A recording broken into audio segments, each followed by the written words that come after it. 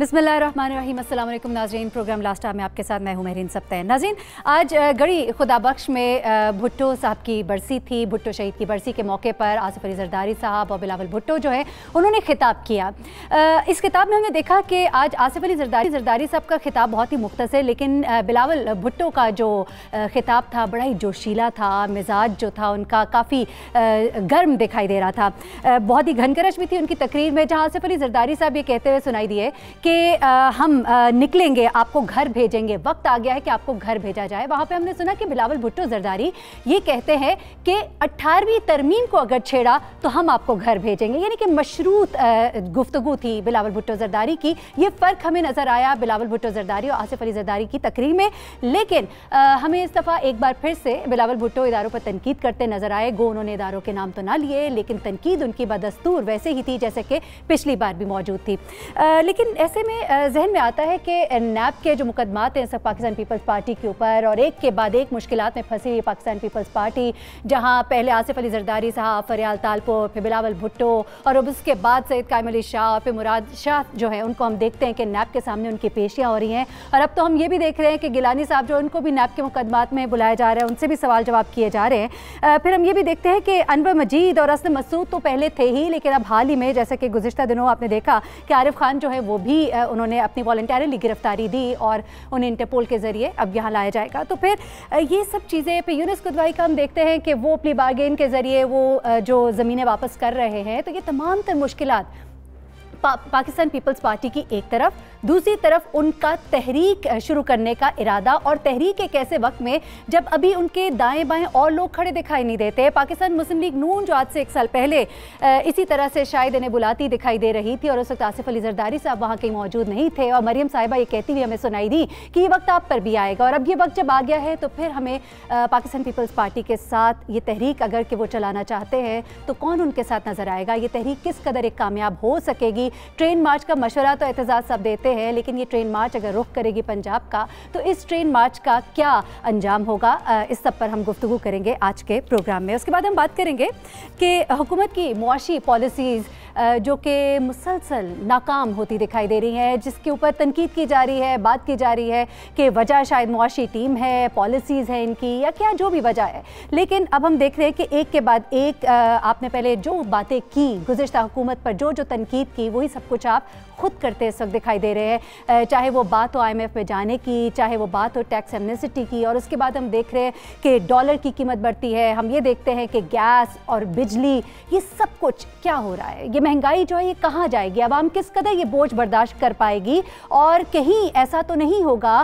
कि ये महंगाई यानी कि ये मुआशी नाकामी जो है हुकूमत की, सियासी नाकामी की वजह तो नहीं बन जाएगी। इस पर भी आज बात करेंगे। सबसे आखिर में एक बहुत ही ख़ास स्टोरी है हमारे पास, हम आपके सामने लेकर आएंगे। FBR जो है तंबाकू नोशी कंपनीज़ को जो टैक्स में छूट दे रही है, और हैरत की बात है कि तंबाकू नोशी कंपनी को जिनके ऊपर एक्स्ट्रा टैक्सेस लगाए जाते हैं दूसरे ममालिक में, वहाँ यहाँ पर उन्हें जो छूट दी जा रही है, और इसके नतीजे में कौमी ख़जाने को 35 अरब का सालाना नुकसान हो रहा है।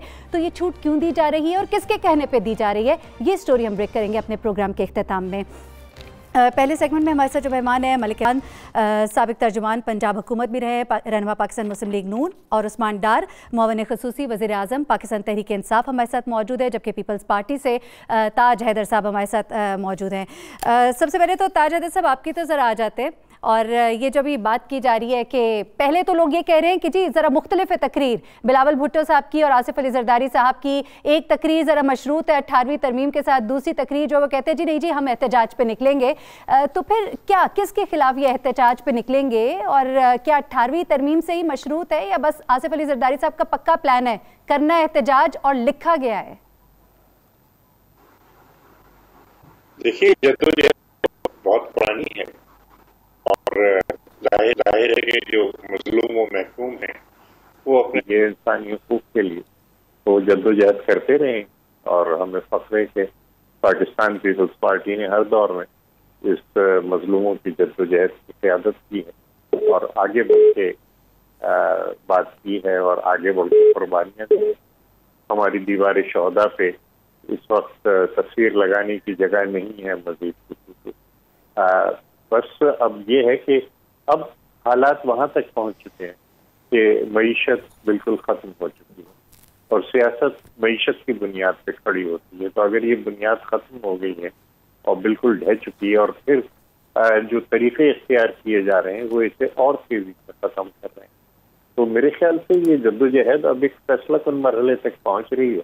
और फैसला कुन वो जो एक शहीद जुल्फ़िकार अली भुट्टो ने शुरू की थी जद्दोजहद, वो अब एक नतीजा खेज होती है। तो ताज हैदर साहब, ये तहरीक किसके खिलाफ है, क्यों चलाई जा रही है, क्या नुकसान पहुंचाया जा रहा है? मतलब कि इस वक्त तो आप लोग मुकदमात का सामना कर रहे हैं, आप लोग ये तहरीक जो है ये चलाने का क्या जवाब क्या है इस वक्त? कौन सी 18वीं तरमीम जिसको कि इतना खतरा है कि जिसकी वजह से एक साल पहले तो आप नहीं निकले, लेकिन आज आपको ख्याल आता है कि हमने निकलना है और हमने कुर्बानियां देनी है चाहे जो मर्जी हो? बेटी, आप ऐसे तो ना करें ना, इतनी हमारी तौहीन ना करें। आप हमें मुकदमात से डरा रही हैं।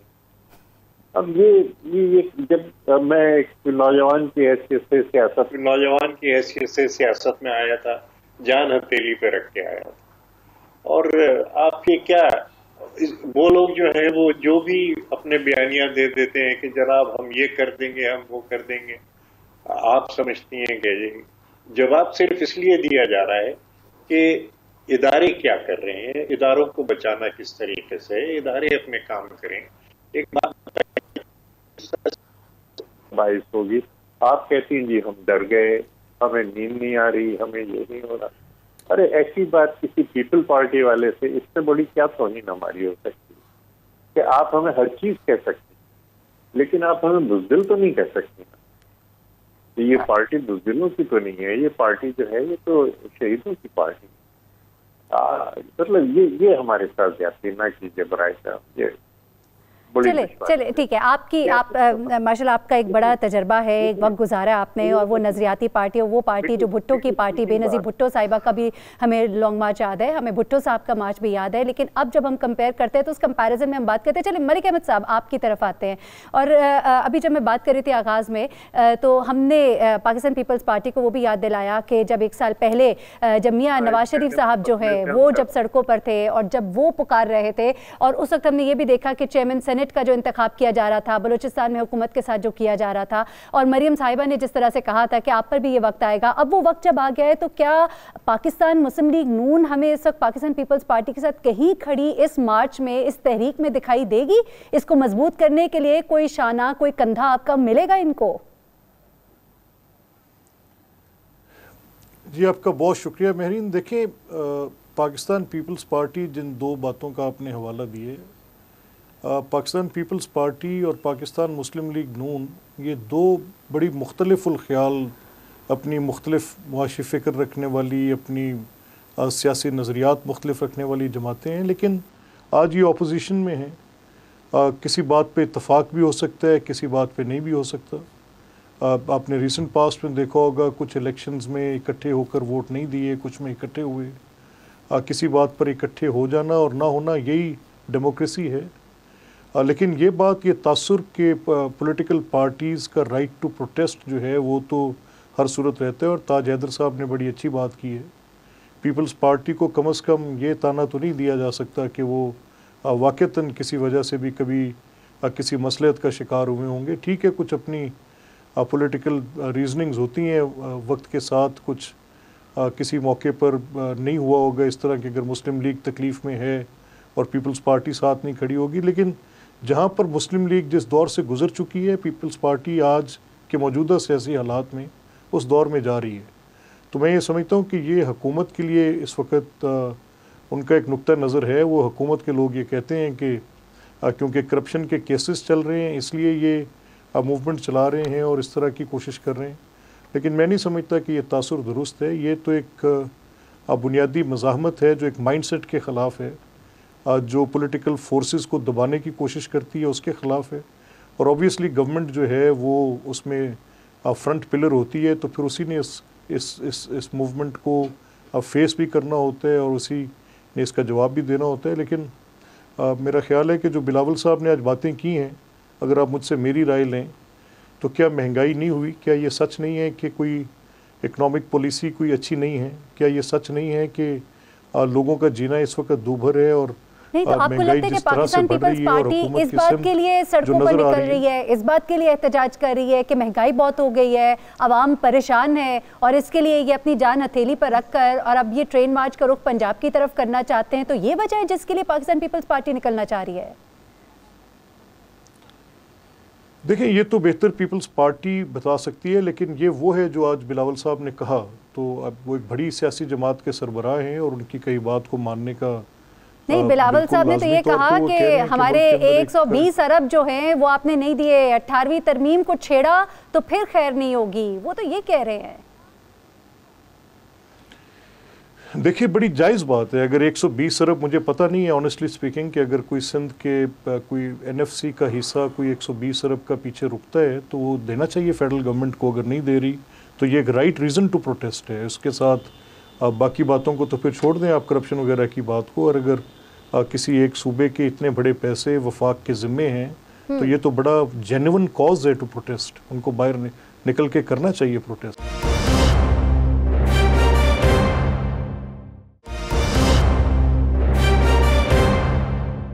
उस्मान डार साहब, और अगर बड़ा ये जेन्युइन कॉज है पाकिस्तान पीपल्स पार्टी का, आप लोग कभी कराची पैकेज, कभी बेनज़ीर इनकम सपोर्ट प्रोग्राम, कभी किसी तरह तंग करते हैं, कभी किसी तरह तंग करते हैं, मौका देते हैं उनको कि वो निकले सड़कों पर, ट्रेन मार्च करे, मईशत का पहिया जो पहले ही जाम हुआ है उसको बिल्कुल ही रोक दे, तो ना करें, आप दें उनको पैसे, कराची पैकेज वो खुद कर लेंगे, आप मॉनिटर करें, क्यों तंग करते हैं आप?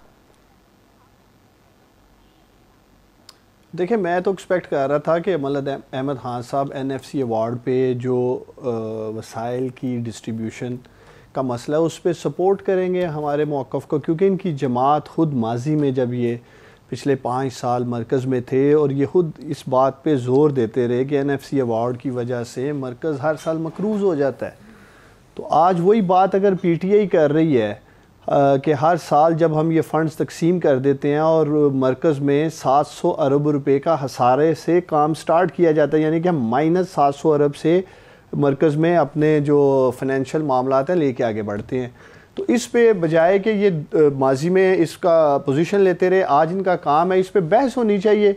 हम तो किसी सतह पे ये नहीं कह रहे कि सारी की सारी 18वीं तरमीम जो है उसको रोल बैक कर दें। दूसरी चीज़ थी जो इस तरमीम की खूबसूरती भी थी जिस पे हम खुद यकीन रखते हैं, वो है डेवोल्यूशन ऑफ पावर, जो रूह थी इस 18वीं तरमीम की। और ये जो 1.5 दर्जन से ज़्यादा मिनिस्ट्रीज़ चली गई सूबों में, हम समझते हैं जो उनका एडमिनिस्ट्रेटिव ढांचा है जिस पे काम होना चाहिए था, इन्होंने पिछले 8-10 सालों में बिल्कुल काम नहीं किया। मेरे पास जो यूथ के अफेयर्स हैं, पंजाब में यूथ का डायरेक्टरेट तक नहीं बना पिछले 8-10 सालों में, यही हाल सिंध में और दीगर मिनिस्ट्री का भी यही हाल है। इनकी परफॉर्मेंस पे भी ज़रूर पार्लियामेंट में बात होनी चाहिए कि अगर आप ये 1.5 दर्जन मिनिस्ट्रीज़ सूबों में ले गए हैं तो आखिरकार एंड ऑफ द डे इसका फ़ायदा कितना हुआ है सूबे को। मेरा मानना है कि पिछले 10 सालों में सिंध में गुर्बत ऊपर गई है, सेहत और तलीम पे कितने फंड्स लगे हैं। अगर एनएफसी अवार्ड सिंध गवर्नमेंट पिछले 10 सालों में ईमानदारी के साथ खर्च कर रही होती तो वो कम अज़ कम कराची जो कि एक हमारा मुआशी हब है उधर ज़रूर नज़र आता। हमें 162 अरब रुपये वफाक से जाकर या माजी में पीएलएम ने जो ग्रीन बस का अवाम मनसूबा किया उसकी ज़रूरत महसूस ना होती। तो अगर हम किसी सतह पे इन्हें ये कहते हैं कि 18वीं तरमीम पे जो सैर हासिल गुफ्तगू माजी में नहीं की गई, आए मिल के उस पर डिबेट करते हैं, बात करते हैं, तो इसमें हर्ज ही क्या है। अगर हम फंड्स देते हैं सूबों को, वफाक फंड्स देता है, उसमें भी हम इनसे सिर्फ उसकी चौकीदारी मांग रहे हैं। उस्मान, ये बताइए ना, इस वक्त ये जो ऐलानात आज किए आसिफ अली जरदारी साहब ने तो बड़ा एग्रेसिवली कह दिया कि तहरीक चलाएंगे।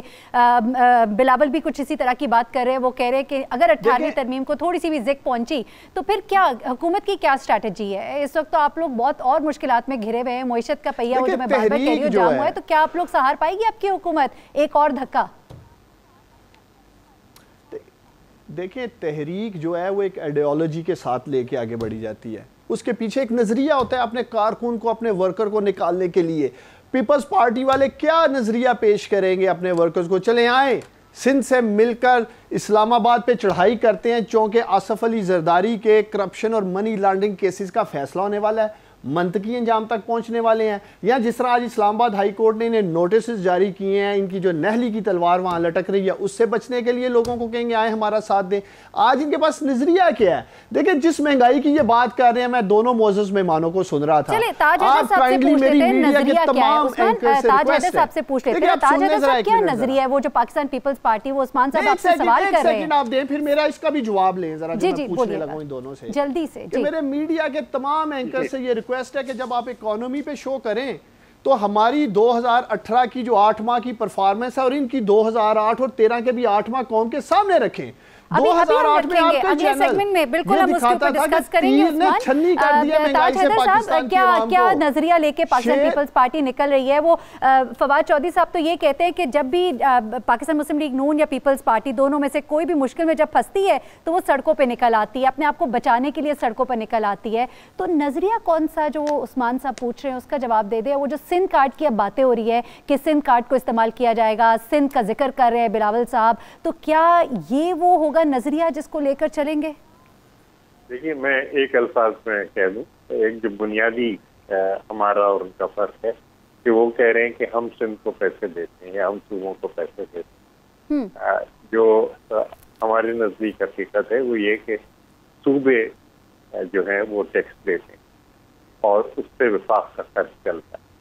जो टैक्स विफाक जमा कर रहा है उसके अंदर उसको बुरी तरह नाकामी हुई है।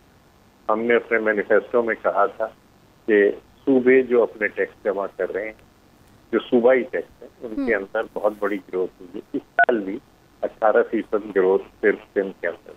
सही। और आपकी जो नाकामियां हैं और आप जो अशराफिया को हर चीज से छूट दे रहे हैं, उसकी वजह से डेफिसिट बढ़ रहा है। और जो हमको प्रॉमिस किए गए थे साल के शुरू में, उससे 120 बिलियन सिर्फ एनएफसी के अंदर हमें। ताज हैदर साहब, इस पे हम अपने अगले सेगमेंट में बल्कि बात भी कर रहे हैं। ये से बता दें कि अब ये जो तहरीक चलाने का इरादा है, इसकी कोई प्रॉपर प्लानिंग है, स्ट्रैटेजी है, या बस ऐलान कर दिया है? मियां नवाज शरीफ साहब ने भी किया था ऐलान, लेकिन कुछ ऐसा हमने नहीं देखा, कोई तहरीक उस तरह की। आप लोग कुछ चला पाएंगे? बेटी, मैंने पहले कहा कि ये तहरीक आज की तो नहीं है। This battle of ideas has been going on ever since Pakistan was created. Pakistan Peoples Party बनी थी इस वक्त से। लेकिन जरदारी साहब ने तो अब कहा ना, वक्त आ गया है, हुकूमत को घर भेजेंगे, ऐलान कर दिया है। इस ऐलान का मतलब क्या हुआ फिर? एक फैसलाकुन मरहला आ गया है इस जंग के अंदर कि जो एक डिकेड से चल रही है, मजलूमों महकूमों की जंग, जालिमों के खिलाफ और इस्तेसाली तबकात के खिलाफ, उसके अंदर एक फैसलाकुन आ गया है बात। अब इसके अंदर जो दाएं बाजू की जमातें हैं वो जातियात पर बात करें, हम सियासत पे बात करें कि हमारे आपने ये सियासी गलत फैसला किया है, इसकी वजह से इतना नुकसान है, आपने ये सियासी गलत फैसला किया है, उसकी वजह से इतना नुकसान हो रहा है, इसकी वजह से महंगाई बढ़ रही है, इसकी वजह से डॉलर ऊपर जा रहा है, डेफिसिट जो है वो इसकी वजह से बढ़ रहा है, इसकी वजह से अमीर और गरीब का फर्क बढ़ रहा है।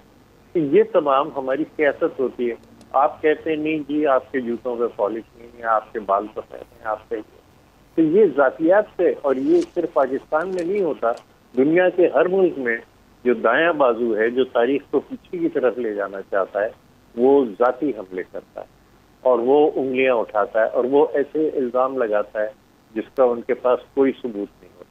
चलिए, फैसले अदालतों से आ रहे हैं। सिंध हाई कोर्ट ने तमाम अपीलें भी मुस्तरद कर दी हैं। उसके बाद भी बिलावल भुट्टो ये कहते हैं कि हम निकलेंगे, और इस तरह से वो तनकीद कर रहे हैं नाम लिए बगैर। ब्रेक पे जाने ताज हैदर साहब, मैं वापस आती हूँ, आपसे आगाज़ करूँगी। ब्रेक पे जाते हैं, ब्रेक से जब हम वापस आएंगे तो अगले मौजू की तरफ बढ़ेंगे। जैसा कि अभी उस्मान डार साहब भी कह रहे थे और अभी मलिक अहमद साहब भी ये कह रहे थे, मुईशत की जब गुफ्तगू कर रहे थे कि क्या पहले था और क्या अब है, उनके 8 माह हमारे 8 माह, तो ज़रा उसका कंपैरिजन भी करते हैं। और अब होते होते बात बिजली तक आ गई है। महंगाई कहां तक जाकर रुकेगी? अवाम में मायूसी बढ़ती चली जा रही है, और इस मायूसी का एंड रिजल्ट क्या होगा, इस पर गुफ्तगू करते एक ब्रेक के बाद। हमारे साथ रहिएगा।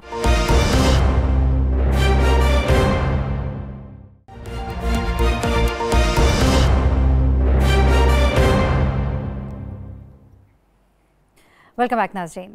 पेट्रोल, डॉलर, गैस और अब बिजली जनाब, नेपरा ने 81 पैसे फी यूनिट की मंजूरी दे दी है कीमत बढ़ाने की। अब यानी कि एक के बाद एक वो जो कहते हैं ना रोज़ के बम गिर रहा है, अवाम पर बम गिर रहा है, अवाम की चीखें वाकई निकल रही हैं, लोग परेशान हैं। और वो जो ख़ास तौर पे नौकरी पेशा लोग हैं, वो अफराद जिनकी आमदन बहुत महदूद है, उनके लिए 2 वक्त की रोटी पूरा करना मुश्किल हो रहा है। ये कौन सी वो पॉलिसीज़ है जो असद उमर साहब कह रहे हैं कि इंतहाई बेहतरीन पॉलिसीज़ हैं जिनके असरात नज़र आएंगे, लेकिन असद उमर साहब नज़र आने तक ये अवाम जो है ये चली जाएगी, ये नहीं सहार सकेगी ये बोझ। हमारे साथ सलमान शाह साहब, साबिक वज़ीर ख़जाना, भी इस वक्त सेगमेंट में मौजूद है। सलमान शाह साहब, ज़रा बताइए क्या अब आगे और इसके बाद कौन सी अब हम खबर सुनेंगे? ऐसी कौन सा महंगाई का पैरामीटर है जो रह गया है, जो अब हमारे ऊपर वो अप्लाई किया जाएगा? एशियन डेवलपमेंट बैंक कह रहा है कि 2020 में पाकिस्तान की जो मुआशी तरक्की है वो खित्ते में सबसे कम होगी। तो इसके बाद और क्या होना रह गया है? क्या हमारी मुआशी टीम की कौन सी वो कमजोरियां हैं? कोई इसहाक डार साहब की वो जो ऑफर है उससे फ़ायदा उठा ले। अगर कोई बेहतरी की उम्मीद कहीं से भी नज़र आती है तो अना को एक साइड पर रख दीजिए, कुछ तो कीजिए। क्या करे ये हुकूमत? जी, पहली बात तो ये है कि इसहाक डार साहब की पॉलिसीज़ ही थी जो हमें इस सिचुएशन में डाल गई हैं। और जब ये हुकूमत आई है तो उस वक़्त फाइनेंसिंग गैप डॉलर्स में तकरीबन 30 अरब डॉलर का था, और ये पाकिस्तान की तारीख़ में कभी इतना बड़ा फाइनेंसिंग गैप कभी भी नहीं हुआ। और इसको पुर करते करते आपने देखा कि हमारे दोस्त ममालिक ने ख़ासी हमारी सपोर्ट की है, लेकिन इसके बावजूद वो पूरी तरह से पुर नहीं हुआ। अभी और ज़रूरत है उसको करने की, और उसके लिए आपका IMF प्रोग्राम जो है वो उसमें जाना नागुज़ीर होता जा रहा है। लेकिन उसके साथ साथ एक दूसरा पहलू है जो कि इसहाक डार साहब के टाइम से उसके ऊपर कोई काम नहीं हुआ, और वो रिफॉर्म्स है। जब 2016 में पिछला IMF प्रोग्राम मुकम्मल हुआ था तो उस वक़्त IMF की मैनेजिंग डायरेक्टर ने पाकिस्तान में आके कहा था कि अब आपने प्रोग्राम तो ख़त्म कर लिया लेकिन इस्लाहात आपको करनी चाहिए, और वो एनर्जी सेक्टर, टैक्सेस में, ईज़ ऑफ डूइंग बिज़नेस में, और इन्वेस्टमेंट क्लाइमेट और गवर्नेंस में थी। और अगर वो इस्लाहात 2016 में शुरू हो जाती तो आज हमारे पास 1500 अरब का ये जो है सर्कुलर डेट ना होता, आज ये इतनी ज़्यादा बिजली की कीमतें ना होती, और आज ये बेरोज़गारी ना होती, ये इकोनॉमिक स्लो डाउन ना होता, और काम सही चल रहा होता। सो इशू ये है कि इस वक्त आपको इस्लाहात की ज़रूरत है, और जल्दी से जल्दी अगर आप इस्लाहात करने में कामयाब होंगे तो एक ही तरीका है कि अवाम को रिलीफ मिले, और वो ये है कि आप इन्वेस्टमेंट जल्दी से जल्दी इस्लाहात करनी होंगी। अभी आपने खुद भी फरमाया कि जल्दी से जल्दी इस्लाहात करनी होंगी, और IMF में जाने में हम मुसलसल देर कर रहे हैं। अब असद उमर कहते हैं हम जो देर कर रहे हैं उससे हमें ही फ़ायदा है, क्योंकि हम जो है उनकी पॉलिसीज़ को नर्म करवा रहे हैं किसी ना किसी तरह से। लेकिन हम देख रहे हैं कि हम उनकी शराइत के मुताबिक, अभी कुछ देर पहले आप कोट कर रहे थे, क्योंकि वो फिर बात दूसरी तरफ चली जाती है, लंबी हो जाती है, लेकिन ज़र मुबादला ज़खायर अगर आप बात करते हैं तो 19 अरब 80 करोड़ डॉलर गुज़िश्ता हुकूमत छोड़ के गई, जो 8 माह में आपने बढ़ा के 15 अरब 40 करोड़ कर दिए। स्टॉक एक्सचेंज जो है वो उस बुलंद तरीन सतह 52,812 पॉइंट्स पर थी, जबकि अब 38,022 पॉइंट्स की कम तरीन सतह पर है। ये कंपैरिजंस मैं नहीं जाना चाहती, मैं सिर्फ कोट कर रही हूँ क्योंकि आपने बात की। लेकिन चले इस तरफ आ जाते हैं कि महातीर मोहम्मद, इनको बड़ा एडमायर करते हैं इमरान खान साहब, उन्होंने भी कहा कि रुपए की बेकदरी नहीं होनी चाहिए, पैसे की, आपके करेंसी की बेकदरी नहीं होनी चाहिए। इसहाक डार साहब भी वही कह रहे हैं बात, रुपए की कदर को गिरने से बचाना चाहिए। ये जो मुसलसल कदर गिर रही है, तभी तो हमारे सारे जितनी भी हमारे कर्जे हैं वो बढ़े हैं, सारी कीमतें जो बढ़ी हैं उसकी बड़ी वजह तो ये रुपए की बेकदरी है। इसे ही हम कहीं होल्ड कर लें तो शायद मामलात बेहतर हो जाए। कोई फैसलों में कोई आपको लग नहीं रहा कि कुछ कमी है, कहीं बेहतरी करने की ज़रूरत है? नहीं, आई थिंक कि आपको समझ नहीं आई, क्योंकि 30 अरब डॉलर का जब आपके पास खसारा हो, इसका मतलब है कि आपके पास डॉलर्स नहीं हैं, और अगर आपके पास डॉलर्स नहीं हैं तो आप रुपए की कदर को नहीं सपोर्ट कर सकते। और यही तो इशू है कि अगर आप कर्ज़े ले के रुपये को सपोर्ट करने में लगाते रहे, और उसकी वजह से अब आज 100 अरब डॉलर का बैरून मुल्क का कर्ज़ा है, तो वो अनसस्टेनेबल है। और ये जो चीज़ें अब हो रही हैं उसी का एक फॉल आउट हो रहा है इस वक्त। और जो मैं इस्लाहात की बात कर रहा हूँ वो मैं बात कर रहा हूँ कि जब तक आप अपने ईज़ ऑफ डूइंग बिजनेस को ठीक नहीं करते, इन्वेस्टमेंट क्लाइमेट को ठीक नहीं करते, तो इन्वेस्टमेंट नहीं होगी पाकिस्तान में। क्योंकि इस वक्त एक बहुत ओवरहैंग जो है आपके ऊपर वो बैलेंस ऑफ पेमेंट क्राइसिस का है। इसके साथ साथ जब अगर आप एनर्जी सेक्टर को देखते हैं, जो बिजली का सेक्टर है वो इस वक्त दुनिया का महंगा तरीन बिजली का सेक्टर बन चुका है। इससे महंगी बिजली और कहीं दुनिया में नहीं मिलती, बल्कि अगर इर्द गिर्द के ममालिक में देखें तो वहाँ बिजली के जो प्रोडक्शन है वो पाकिस्तान से आधी कीमत पे हो रही है। इसी तरह अगर आप FBR के तरफ जाते हैं तो बहुत ज़्यादा फिस्कल डेफिसिट्स हैं, उनको आपको नेट को बड़ा करने की ज़रूरत है। अगर आपके पास 8 लाख 10 लाख लोग टैक्स देते हैं तो पाकिस्तान जैसे मुल्क में कम से कम 50 लाख लोग होने चाहिए। तो उस्मान डार साहब हमारे साथ मौजूद है। उस्मान डार साहब, ये वही तमाम बातें जिनके ऊपर आप लोग कभी बड़ा शोर किया करते थे, तो अब लोगों ने तो ये कहना शुरू कर दिया कि हुकूमत जो है वो इसहाक डार साहब की पॉलिसीज़ के ऊपर जा रही है। टैक्स एमनेस्टी को अब आप लोग जो है लेकर आ रहे हैं। आप लोग जो कहते थे कि हम IMF में नहीं जाएंगे तो आप लोग ही IMF में जा रहे हैं। आप जो कहते थे कि बिजली की कीमत बढ़ाना, गैस की कीमत बढ़ाना और क्या क्या वादे नहीं थे इमरान खान साहब के, तो वो सब कुछ तो अब आप लोग कर रहे हैं। देखिए, मैं समझता हूँ डॉक्टर साहब ने बड़ा ज़बरदस्त इकनॉमिक एनालिसिस करके कौम के सामने रखा है। आप जिन FBR इस्लाहात की बात कर रही हैं उस पर बाकायदा काम हो रहा है। जिन इस्लाहात का जिक्र डॉक्टर साहब कर रहे थे, इसी माह इंशाल्लाह ताला असद उमर जो हैं वो इकनॉमिक इस्लाहात का रोड मैप कौम के सामने रख देंगे। यही ज़रूरत थी असल हमें पाकिस्तान में इस्लाहात करने की। देखिए, जो इस्लाहात हैं, जो रिफॉर्म्स हैं, ये कॉस्टली भी हैं, पेनफुल भी हैं, टाइम टेकिंग भी हैं, और यही वजह है कि आपको इकनॉमिक रिजल्ट्स ओवरनाइट नहीं मिलते। जब बिलखसूस आपके मुल्क में मिसमैनेजमेंट 30-35 साल से हो गुज़श्ता, और आप एक्सपेक्ट कर रहे हो कि PTI की गवर्नमेंट आते सार 6 माह में सब कुछ ठीक कर देगी, इसमें टाइम लगेगा। 2 से 2.5 साल में इंशाल्लाह ताला आपको इन तमाम इस्लाहात का इम्पैक्ट भी नज़र आएगा और इकनॉमिक इंडिकेटर्स आपको बेहतरी की तरफ भी नज़र आएंगे। जब तक आप ये नहीं एनालिसिस करेंगे कि माजी में एक मसनूई तौर पर इकॉनमी को इसहाक डार साहब ने खड़ा कर रखा था, ज़बरदस्ती इन्होंने डॉलर को रोके रखा। फिर आपने देखा जब मिफ्ता इस्माइल साहब आए वो इसी डॉलर को 117 रुपये तक ले जाते हैं। तो ये कहना कि शायद इसहाक डार साहब की इसहाक डार साहब तो कहते हैं कि आप लोग गलत कहते हैं, कोई मसनूई तौर पे नहीं रोका। ज़र मुबादला के ज़खायर की बुनियाद पर जो आप लोग ये बात करते हैं तो वो कहते हैं फिर वो ज़र मुबादला के ज़खायर किधर गए? देखें, जब आप 15,000 अरब रुपए के कर्जे लेके इकोनॉमी को मसनूई तौर पे ट्विस्ट करेंगे, इकोनॉमी के गुब्बारे में ऐसे लगेगा कि GDP भी बड़ा ज़बरदस्त है, जॉब भी क्रिएट हो रही है। ये मुझे बता सकते हैं कि मलिक साहब कि इन्होंने कितना उस वक़्त प्रोडक्शन पे, मैन्युफैक्चरिंग पे या एक्सपोर्ट पे काम किया? इनकी तो सारी जो इकोनॉमिक स्ट्रेटजी थी वो इम्पोर्टर्स के लिए थी। यही वजह है कि पाकिस्तान की एक्सपोर्ट तबाह होकर रह गई, इंडस्ट्री तबाह होकर रह गई, जॉब क्रिएट करने की ज़रूरत थी। तो ये वो उस मसनूई गुब्बारा है मैं जिसकी बात कर रहा हूँ।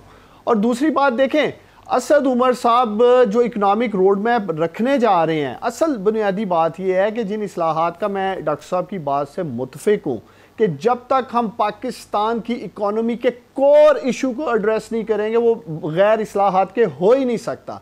तो मेरी तो कौम से अपील है, अगर महंगाई का जो बोझ है वो तो हम 100% पास भी नहीं कर रहे हैं अवाम के ऊपर। अगर पेट्रोल की जो समरी आई थी 11 रुपए की, उसमें से भी 6 रुपये पास किया, 5 रुपये स्टिल गवर्नमेंट जो है वो अपनी जेब से अदा कर रही है। तो ये जब भी आप कैंसर का इलाज होता है तकलीफ होती है, वो जो तकलीफ से अजियत से आज पाकिस्तान के अवाम गुजर रहे हैं, आगे इसी इंशाल्लाह ताला मैं यकीन दिलाता हूँ पाकिस्तानी कौम को इकोनॉमिक बेनिफिट्स भी मिलेंगे, लेकिन उसके लिए थोड़ा वक्त दरकार है। और इंशाल्लाह ताला मेरा मानना है कि जिस संजीदगी से, जितनी मेहनत से असद उमर और उनकी टीम काम कर रहे हैं, कौम को जल्द समरात मिलेंगे उस चीज़ के। ठीक है, मलिक अहमद साहब क्या रिस्पॉन्ड करेंगे आप उस्मान डार साहब को? और वो जो FBR में वो कह रहे थे असद उमर साहब भी के जो हम इस्लाहात कर रहे हैं और अनकरीब आप लोग को रिजल्ट्स दिखाई देने शुरू हो जाएंगे, और ये जो एमनेस्टी स्कीम है इसके बाद अब जो कोई नेट में नहीं आएगा तो फिर उनके साथ बहुत बुरा सलूक होगा। तो इससे पहले ही बुरा सलूक हो जाए तो वो जो अब ना हो सका वो तब कैसे होगा? ये कैसे होगा? क्या है ये मामला? नहीं, देखिए, मैं आपका और अपना और डॉक्टर साहब का, उस्मान का वक्त नहीं ज़ाया करूँगा, आपके नाजरीन का वक्त भी ज़ाया नहीं करूँगा। इकनॉमिक परसूट्स में, इकनॉमिक पॉलिसीज़ की परसूट्स में डिफरेंस ऑफ ओपिनियन होता है। अभी जैसे डॉक्टर सलमान शाह साहब का मुझे तो बहुत उनका एहतराम है, मैंने उनको काम करते देखा है and know him as a financial, बड़े बड़े माहिर हैं इकोनॉमी के, नो डाउट। देखिए अगर हाइडल के साथ बिजली सस्ती पैदा करके दी जा सकती है तो वो दुरुस्त है, लेकिन इस मीडियम पर तो इससे सस्ती बिजली नहीं दी जा सकती, ये डॉक्टर साहब को भी पता है। अच्छा चलें फिर, अगर ये इकोनॉमी की आपके पास क्या ऑप्शंस क्या थी कि आपने एक ग्रोथ स्ट्रेटजी पे जाना है, तो वो आपने अगर जो आपका फिस्कल जो गैप है, जो बड़ा गैप है, वो डेट्स की बुनियाद पर हुआ, तो डेट कर्ज थे और डेट के साथ आपकी ग्रोथ नहीं हो रही थी, तो फिर तो शायद इस तरह की बात में कुछ वेट आता है। अब एक वो रीजनिंग है जो इसाक डार साहब ने दी, एक वो रीजनिंग है जो डॉक्टर साहब दे रहे हैं। तो इसीलिए हम कह रहे हैं कि ये इकोनॉमी के मामले पर ये कोई द्वारकियन हरकुलिस नहीं है असद उमर, ये कुछ आउट ऑफ द बॉक्स क्या कर ले आएंगे, क्या ये ओवरनाइट इसको क्या रिफॉर्म्स लाएंगे जिनके साथ ये लेकर चले जाएंगे। सो पहली बुनियादी बात यह है कि मईशत पर सियासत मत करें।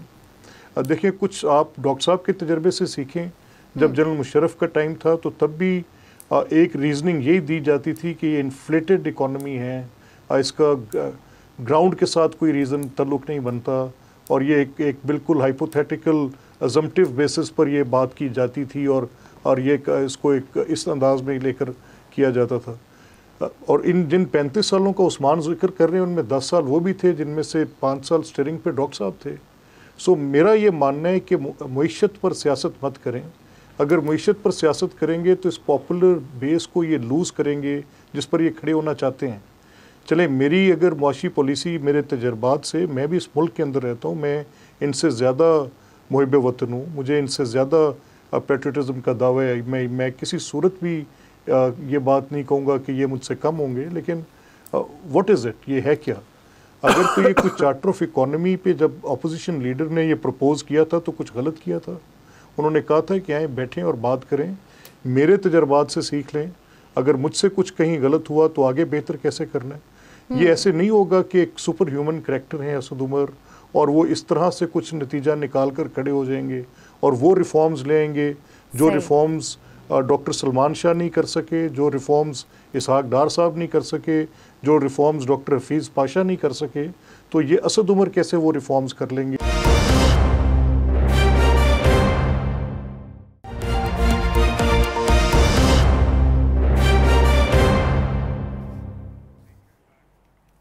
वेलकम बैक नाजरीन। एक ख़ास स्टोरी इस वक्त हमारे साथ मौजूद है और सोहेल भट्टी हमारे खुसूसी नुमाइंदा 92 न्यूज़ हमारे साथ मौजूद हैं और ये स्टोरी वो लेकर आए हैं। और थोड़ा सा मुख्तसर सोहेल मैं बता देती हूँ स्टोरी के बारे में, फिर आप इसके बारे में फ़र्दर बताइएगा कि ये सिगरेट कंपनियाँ हैं, बनाने वाली कंपनियाँ, जो कि इस वक्त टैक्स जो कि बाकी ममालिक में हम देखते हैं कि सिगरेट नोशी को ख़त्म करने के लिए टैक्स हर साल बढ़ाया जाता है, यहाँ पर हम ये देख रहे हैं कि टैक्स यहाँ पर घटाया जा रहा है। सोहेल कुछ इसी तरह का मामला, और ये भी है कि चेयरमैन सेनेट ने कहा भी है जब ये ऑडिट रिपोर्ट उनके सामने पेश की गई और ये बताया गया कि इन कंपनियों को अब 35% मजीद इजाफा यानी कि फ़ायदा मिल रहा है, उसके बावजूद FBR जो है वो रेजिस्टेंट है और वो इन कंपनियों का टैक्स बढ़ाने के मामले में रिलक्टेंस दिखा रही है। मामला है क्या? जी मेहरीन, एग्जैक्टली कुछ इस तरह का मामला है। ये कौमी ख़जाने के साथ एक खिलवाड़ की एक बहुत बड़ा एक मामला है, बल्कि हम इसको स्कैंडल कहें तो शायद गलत ना होगा कि माली साल 2017 के अंदर FBR ने तमाम स्टेक होल्डर से की मुखालफत के बावजूद ये इकदाम उठाया। 2 कंपनियों को बहुत बड़े पैमाने पर बेनिफिट दिया गया, जिसके नतीजे में अब तक 70 अरब पैसे ज़ायद कौमी ख़जाने का नुकसान पहुँच चुका है। और इस मामले की पब्लिक अकाउंट्स कमेटी ने गुज़श्ता दौर हुकूमत में इसकी तहकीकात की। ऑडिटर जनरल पाकिस्तान ने भी इसकी बहुत इन डेप्थ जाके तहकीकात की और ये रिकमेंडेशन दी गई कि सिगरेट की फ़रोख्त के ऊपर जो फेडरल एक्साइज ड्यूटी का 3rd टियर मुतारिफ करवा कर कंपनियों को बेनिफिट दिया गया वो ख़त्म होना चाहिए, लेकिन उसके बावजूद ये सिलसिला ख़त्म ना हो सका। फिर मामला सेनेट तक पहुंचा, सेनेट की खसूसी कमेटी कायम हुई। 7 माह तक इस कमेटी ने काम किया और अपनी रिकमेंडेशन अब इस कमेटी ने सेनेट में जमा करवा दी हैं, जिसके अंदर वाज़े तौर पर बताया गया और इस कमेटी की रिपोर्ट में लिखा है, वजारत तिजारत कहती है कि टोबैको कंट्रोल सेल हमारे कंट्रोल में है, हमारे मातहत है, लेकिन हमसे मशावरत नहीं की गई। उसके बाद वजारत नेशनल हेल्थ रेगुलेशन के सेक्रेटरीज और वजारत मुसलसल खतूत लिखती रही FBR को कि खुदा के लिए कौम की हालत पर रहम कीजिए, कौमी खजाने को नुकसान पहुँच रहा है, थर्ड टियर मुतारिफ मत करवाइए, ये टैक्स मत कम करें। हमने WHO के साथ मुआहदे कर रखे हैं, हर साल हमने सिगरेट को महंगा करना है, हमने इजाफी रेवेन्यू हासिल करना है ताकि ख़जाने को फ़ायदा हो। आप उलट काम कर रहे हैं, ख़जाने के ऊपर भी दबाव डाल रहे हैं, अवाम की सेहत के साथ भी खिलवाड़ है और आप इसको वापस करें। लेकिन FBR के कान पर ताहाल जून तक नहीं रेंगी। और हैरान कुन तौर के ऊपर जब वजारत नेशनल हेल्थ की जानिब से वफाकी वजीर आमिर कियानी साहब ने कहा कि हमने हेल्थ टैक्स लगाना है ताकि हेल्थ इंश्योरेंस लोगों को प्रोवाइड की जा सके, सिगरेट के फी पैक पर 10 रुपये फी टैक्स गुना टैक्स लगेगा। वफाकी काबीना के जो मिनट्स मुझे पढ़ने का मौका मिला वहाँ पर भी FBR ने इस मामले की मुखालफत कर दी। तो ये बहुत हैरान कुन मामला था कि FBR कौमी खजाने के अंदर हैरत की बात है सोहेल, क्योंकि वो गुनाह टैक्स जिसका हमने सुना था, वो जो आप बता रहे 10% इंक्रीमेंट की बात हुई थी उस्मान डार साहब, वो जो इमरान खान साहब कहते हैं कि इदारे पहले वो ब्यूरोक्रेसी का शिकवा करते थे, फिर इदारे जो है वो जैसा पीछे भी वो कहते रहे पता ही नहीं ज़मीन किसके पास है, पता लगने ही नहीं देते, इदारे कंट्रोल में नहीं है। FBR से एक तरफ तो ये शिकायत कि रेवेन्यू जनरेट करके नहीं दे रही, दूसरी तरफ असद उमर साहब कहते हैं कि बड़े हम रिफॉर्म्स लेकर आ रहे हैं, इस्लाहात दिखाई देंगे। तो इस्लाहात ये दिखाई देंगे कि 35 अरब सालाना हुकूमत का, तो इसका जवाब कौन देगा? देखिए, एक बात तो तय है कि इंशाल्लाह ताला इन्हीं इदारों को जिसका माइंड सेट पिछले 20-25 सालों में आपके सामने है, यही वो बात हम करते रहे हैं ना कि इदारे तबाह कर दिए गए, अपने ज़ाती फ़ायदे लेने के लिए हैंड पिक लोग लगाए गए। और इसमें कोई दोराई ही नहीं है कि FBR की इस्लाहात के बगैर आगे बढ़ ही नहीं सकते, उस पर काम हो रहा है। और मैं आपको बताता चलूँ, जिस इकनॉमिक रोड मैप की मैं बात कर रहा था, इकनॉमिक इस्लाहात की बात कर रहा था, आप 35 अरब की बात कर रही हैं। इंशाल्लाह ताला पिछली हुकूमत ने तकरीबन 400 अरब के करीब हम समझते हैं गैर ज़रूरी टैक्स छूट दे रखी थी मुख्तलिफ़ चीज़ों पे। सिगरेट की तो एक अलग है ना जो आप 35 अरब की बात कर रहे हैं, जो ख़जाने पे बोझ भी था। इंशाल्लाह ताला इस्लाहात में इन सब चीज़ों को एड्रेस करने जा रहे हैं। और मैं समझता हूँ कि जो मैं आपको पहले हिस्से में भी बात कह रहा था कि चाहे वो इकनॉमिक इस्लाहात हैं, चाहे वो FBR की इस्लाहात हैं, हम इस मुल्क को इस इकनॉमिक क्राइसिस से निकाल ही नहीं पाएंगे कि अगर हमारी हुकूमत इन दोनों चीज़ों पे भरपूर मेहनत कर काम करके इस्लाहात लाकर आगे नहीं बढ़ती। अच्छा मलिक अहमद खान साहब, क्या वजह आपको दिखाई देती है ऑडिटर जनरल जो है उसकी रिपोर्ट पर, फिर उसके बाद आपके चेयरमैन सेनेट जो है उनके कहने के बावजूद FBR इतनी पावरफुल है, इतनी स्ट्रॉन्ग है, यानी कि वो ना कर रही है, वो नहीं चाह रही है कि इधर टैक्स बढ़ाया जाए, इतनी अथॉरिटी, इतनी पावर FBR के पास, हुकूमत इतनी बेबस? देखिए, ये एक इंटरनेशनल ऑब्लिगेशन भी है कि आपने अगर WHO के साथ कमिटमेंट्स की हुई हैं, वो आपकी हैं, आप उन ट्रीटीज़ के सिग्नेटरी हैं कि जो भी एंटी स्मोकिंग टैक्सेशन होगी उसके ऊपर आप काम करेंगे और उनको बढ़ाएंगे। दुनिया तो भर में बढ़नी ऐसे ही होता चाहिए। है। वैसे तो मैं ऑनेस्टली खुद मैं सच्ची बात तो ये करूं कि मैं खुद इस बुराई से अपनी जान छुड़ाने की कोशिश करता हूं, भले से ये महंगी हो जाए तो इससे जान छूटे। बारकैफ इसके ऊपर टैक्सेशन बढ़नी चाहिए और FBR गवर्नमेंट को देखना चाहिए, सेनेट की रिकमेंडेशंस को, सेनेट कमेटी की रिकमेंडेशंस को उन पे गौर करना चाहिए वो क्या हैं। और अगर ये जो हेल्थ मिनिस्टर के कंसर्न के बावजूद FBR ने अगर ये कहा है, तो ये जो एक ब्लैंकेट स्टेटमेंट है ना जो उस्मान देते हैं, पहले भी उन्होंने पहले सेगमेंट में भी कहा, अभी भी कहा कि ये जो 35 साल से ये चीज़ें हुई, ये इस माइंडसेट से जब तक ये ख़ुद बाहर नहीं निकल सकेंगे कि इनको ये अंदाज़ा करना चाहिए कि ये आप यू आर टॉकिंग ऑफ रोज़मर्रा की इंसानी ज़िंदगी के ऊपर आप किसी इम्प्लीमेंटेशन ऑफ लॉज की या टैक्स की बात कर रहे हैं।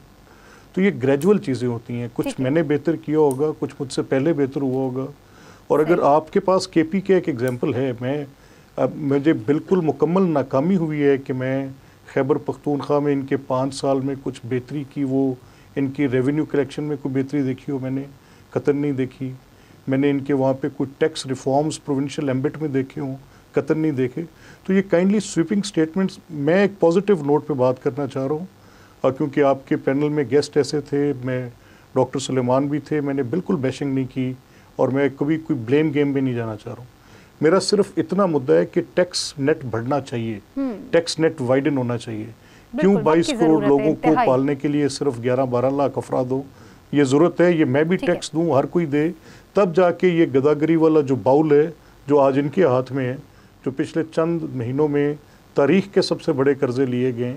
इसी तरह की शायद कंपल्शंस में मैं भी लेकिन ना मलिक अहमद खान साहब तभी तो आहिस्ता आहिस्ता वो इसहाक डार साहब की पॉलिसीज की तरफ आ रहे हैं ना। अब तो वो भी टैक्स एमनेस्टी को ठीक मान रहे हैं। वो स्टेटमेंट्स जो उन्होंने उस वक्त दी थी अब उनको लगता है गलत दी थी। प्रोग्राम की तवसत से ये कोशिश छोटी सी की है कि इस मामले को हम सामने लेकर आएँ और यकीन उम्मीद करेंगे कि हुकूमत जो है इसकी तरफ तवज्जो देगी, क्योंकि इस वक्त रेवेन्यू जनरेशन जो है सबसे बड़ा मसला है इस हुकूमत का, इस मुल्क का, मुल्क के अवाम का। मुझे मेहरीन सप्ताइन को इजाज़त दीजिएगा, अपने मेहमानों का मैं शुक्रिया अदा करूँगी। इंशाल्लाह अगले हफ्ते आपसे मुलाकात होगी। अल्लाह हाफ़िज़।